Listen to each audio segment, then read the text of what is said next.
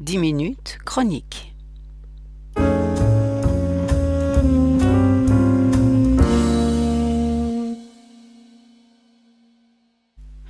Il y a depuis ce début d'année au Havre une atmosphère très particulière, comme une incitation à suivre des courants inhabituels, comme si le vent qui nous est familier prenait encore un peu plus de hauteur et soufflait un désir d'évasion, comme si des récits d'expéditions au-delà de la mer qui s'ouvre devant nous se multipliaient à l'infini.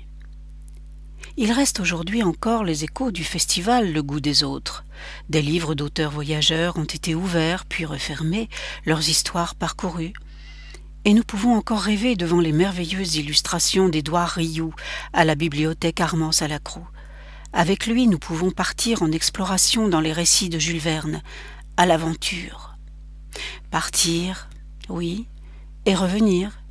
Parti, revenu, c'est ce qu'ont fait les voyageurs havrais d'un été au Havre. Et comme tout voyageur, ils sont rentrés avec leurs souvenirs qu'ils ont déposés au MUMA. Photos, vidéos, créations graphiques, installations, autant de récits et de confidences. Ce sont les cadeaux qu'ils ont apportés après leur retour du vaste monde.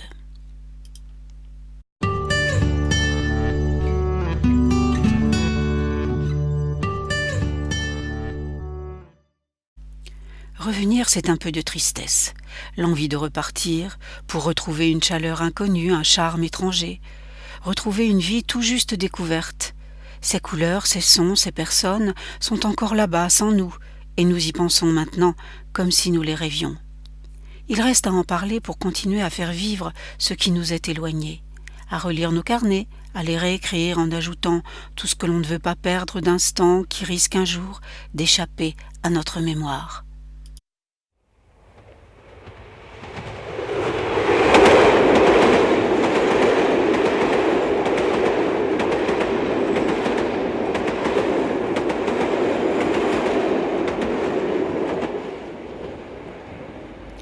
Saint-Pétersbourg, mai 2006. Tes notes de voyage ne suffisent pas à dire toutes les impressions nouvelles que tu as vécues. Il te reste à faire la liste de tout ce que tu ne voudrais pas oublier. Oui, tu as des photos, oui, tu as des vidéos, mais cela n'est rien comparé à tout ce qui passe, tout ce qui se transformera et s'installera en toi, deviendra une part de toi. Les images, on les regarde et elles existent, une fois pour toutes. Petit à petit, elles n'évoqueront plus rien qu'elles-mêmes. Bien sûr, tu les regarderas encore, tu les rangeras, tu les oublieras parfois, puis tu les retrouveras dans un carton sur lequel un nom de pays sera écrit en gras avec une date. Mais tu sais bien qu'à l'intérieur, il n'y a que l'infime partie de tes souvenirs. Tu n'as photographié ni filmé la multitude qui descend dans les profondeurs du métro de Saint-Pétersbourg, emportée par un escalier mécanique qui te rappelait des films de science-fiction. Tu n'as aucune image des féroces petites vieilles qui surveillent les salles des musées, aucune des vendeurs de caviar ou de queue de renard sur les marches devant l'Ermitage. Ce que tu as, c'est le souvenir, et parfois tu as peur de les perdre. Rappelle-toi les spectateurs du théâtre Mariinsky, avant la représentation et pendant les entr'actes, qui se photographient les uns les autres au milieu des ors et du velours rouge. Le bruit des gouttières géantes des maisons princières de la ville qui s'écoulent directement sur les trottoirs les jours de pluie.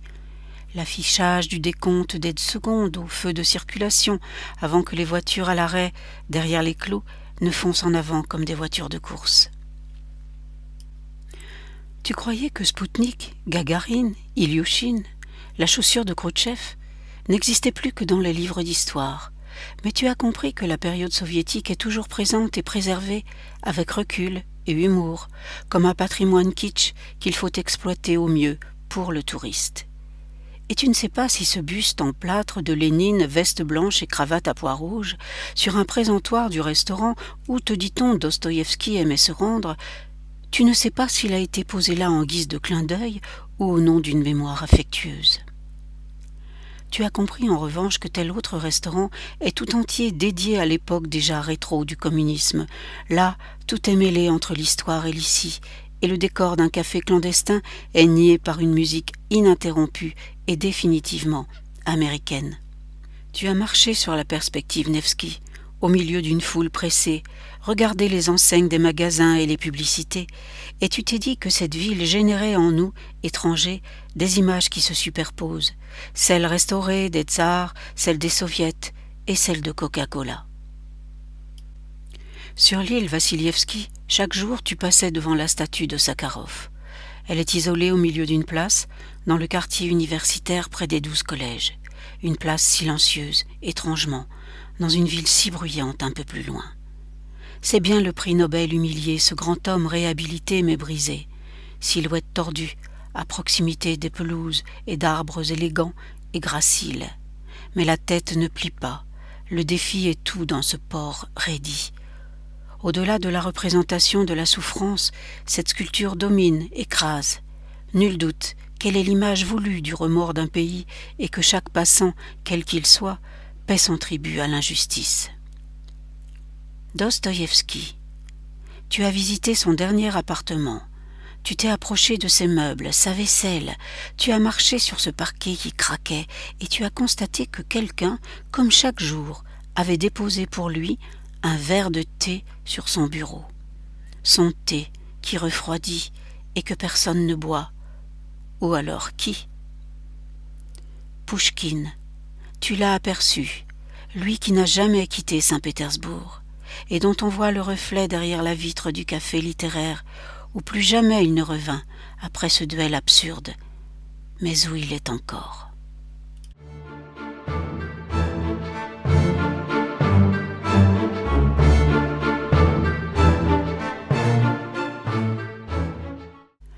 Je vous donne rendez-vous dans 15 jours pour un autre voyage.